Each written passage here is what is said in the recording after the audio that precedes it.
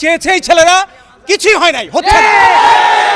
ওর চোখ অন্ধ হওয়ার পর পৃথিবীটা ওর কাছে অন্ধকার, এটা বেঁচে থাকা না। এই মানসিক রোগীর উপর হাত তুলেছে কে? এটা হবে না। আমি বেঁচে থাকতে হবে না, আমি এখানে এসেছি এদের জন্য, আমি বেতন নিতে আসি নাই। এদের প্রত্যেককে এখন আগে ছাড়তে হবে। আমার প্রথম দাবিটা হচ্ছে, আমি শহীদ জুলাই স্মৃতি ফাউন্ডেশনের সিইও, আমি লেফটেন্যান্ট কর্নেল অবসরপ্রাপ্ত কামাল আকবর। আমার প্রথম কথা হচ্ছে, আমি এখানে মিডিয়ার সামনে কথা বলবো, তার আগে আমার যে সকল আহত ভাইরা বিভিন্ন জায়গায় বন্দী বা অবরুদ্ধ আছে, তাদেরকে আগে ছাড়তে হবে। আমি আপনাদের একটা কথা বলছি, আমি আপনাদের মাধ্যমে আমাদের জাতিকে জানাতে চাই, যেই ছেলেটা এই চক্ষু বিজ্ঞান ইনস্টিটিউটে একটা চোখ হারিয়েছে, আরেকটা চোখ 7 দিন পরে সে হারাবে।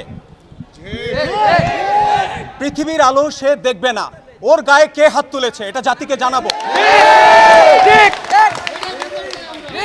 যেই হোক, এটা আমাদের সমগ্র জাতিকে জানাতে হবে। জাতি পাশে আছে।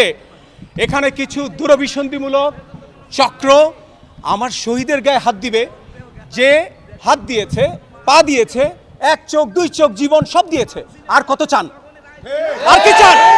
আমরা দেব রক্ত, আমরা দেব রক্ত, আমরা দেব রক্ত। আমি কথা শুরু করব আরো পরে, আমার ব্রিফিং করার অনেক কিছু আছে, আমি সব খুলে দিব আজকে। যেই সংস্কার চেয়েছে এই ছেলেরা, কিছুই হয় নাই, হচ্ছে না। আমি স্বাস্থ্য অধিদপ্তরে গত পরশুদিন মাননীয় উপদেষ্টার সাথে 2.5 ঘন্টা কথা বলে সব জানিয়ে এসেছি। তারপর দিন গতকাল সকালবেলা জুম মিটিংয়ের মাধ্যমে সকল ডাইরেক্টর, ইনক্লুডিং দি এনআইও ডাইরেক্টর, তিনিও ছিলেন। ওখানে বলা হয়েছে, আমরা জুম মিটিংয়ে জানিয়েছি, এই সন্তানরা, এই যোদ্ধারা, তাদের সামনে আর কোনো নিশ্চিত কিছু নাই মৃত্যু ছাড়া। ওর চোখ অন্ধ হওয়ার পর পৃথিবীটা ওর কাছে অন্ধকার, এটা বেঁচে থাকা না।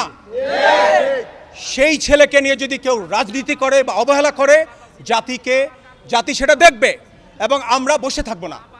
যেই হোক, কোনো দুরভিসন্ধিমূলক কিছু এখানে হবে না। আমরা সেই জিনিসটা জানানোর পরেও এই মানসিকভাবে অবসন্ন এই রোগীরা সব এক একজন মানসিক অপ্রকৃতস্থ। আপনারা যাকে বলেন, উনি মেন্টাল পেশেন্ট হয়ে গেছেন অনিশ্চিত ভবিষ্যতের জন্য। এটা যদি না জানতো তাহলে মানতাম। গতকাল সকালে জুম মিটিংয়ের মাধ্যমে সকল ডাইরেক্টরকে জানানো হয়েছে, মানসিক হাসপাতালের যিনি আছেন ডাইরেক্টর, তিনিও জানেন, একটা কমিটি করা হয়েছে। এই মানসিক রোগীর উপর হাত তুলেছে কে? বিচার চাই, বিচার চাই। আহতদের উপর হামলা কেন? আহতদের উপর হামলা কেন? 1 মিনিট। এরা হাত পা চোখ সব দিয়েছে, অনেকের রাজনৈতিক অভিলাষ স্বপ্ন পূরণের পথ বানায় দিচ্ছে তারা।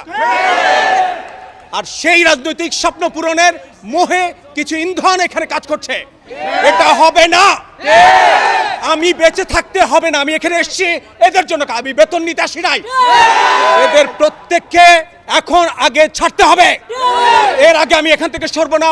আমি আমাদের সম্মানিত সাংবাদিক ভাইদের বলছি, আপনারাও যাবেন না, আমার অনেক কথা আছে, ওদের আগে ছাড়তে বলেন।